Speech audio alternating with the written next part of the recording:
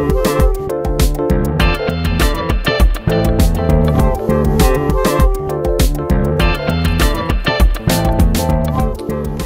on va s'intéresser à l'oxydation des alcools. Alors, on rappelle que les alcools peuvent être répartis en trois familles. On va avoir les alcools primaires, secondaires, tertiaires. Parmi ces trois familles, évidemment, tous les alcools sont caractérisés par le groupe hydroxyle OH. Maintenant, pour les alcools primaires, on a sur le carbone qui porte le groupe hydroxyle qu'un seul groupe carboné R. Pour les alcools secondaires, on va avoir deux groupes carbonés R et R'. Enfin, les alcools tertiaires, on va avoir trois groupes R, R' et R seconde. Alors parmi les réactions d'oxydation des alcools, on peut en avoir une qui est par exemple faite de la combustion avec le dioxygène de l'air. Donc les trois familles d'alcools, primaire, secondaire, tertiaire, peuvent réagir avec le dioxygène de l'air pour former du dioxyde de carbone et de l'eau H2O. J'ai mis ici les coefficients stoichiométriques X, Y et Z, puisqu'évidemment il faudra équilibrer l'équation bilan. Alors, au cours de cette oxydation avec le dioxygène de l'air, par exemple, on va avoir rupture de la chaîne carbonée et dégagement d'énergie. Mais on peut avoir d'autres types de réactions d'oxydation des alcools, ce qu'on peut appeler par exemple des oxydations ménagées. Ménagées parce que la chaîne de carbone ne va pas être cassée. Et on peut faire ces oxydations ménagées en faisant des réactions d'oxydoréduction en utilisant comme oxydant par exemple du permanganate, des ions dichromates ou d'autres ions.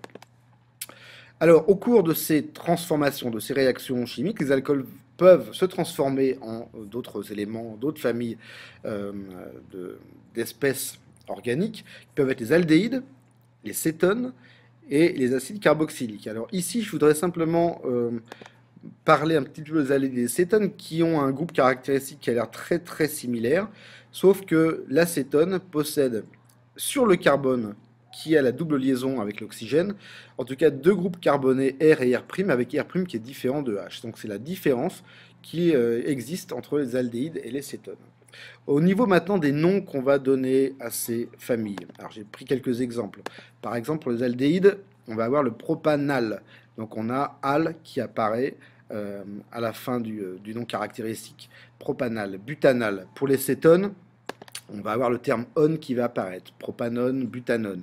Pour les acides, maintenant, on va avoir de l'acide par exemple éthanoïque ou butanoïque.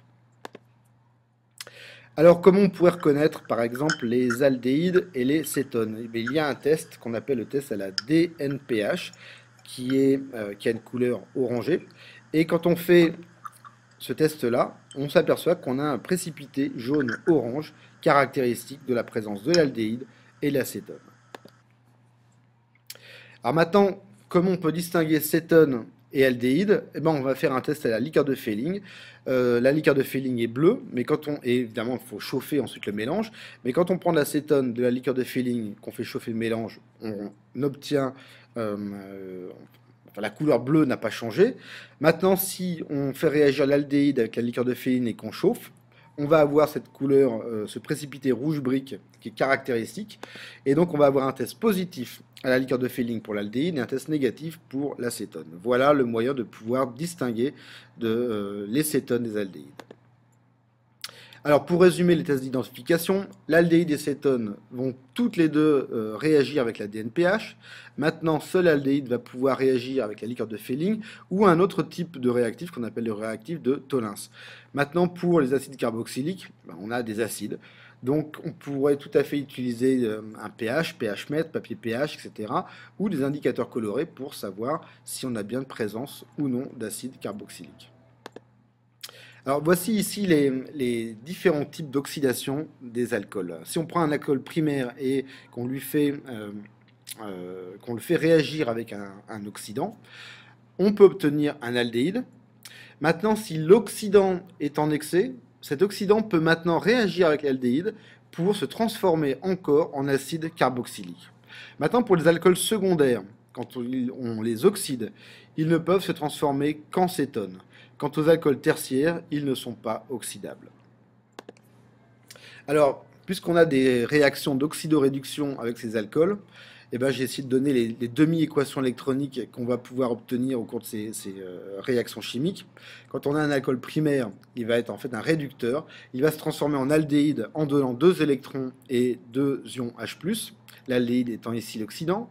Ce qui est intéressant, c'est que l'aldéhyde, par exemple, peut lui aussi continuer à réagir avec l'oxydant, et à ce moment-là, la forme aldéhyde devient le réducteur par rapport à sa forme oxydante, qui est l'acide carboxylique.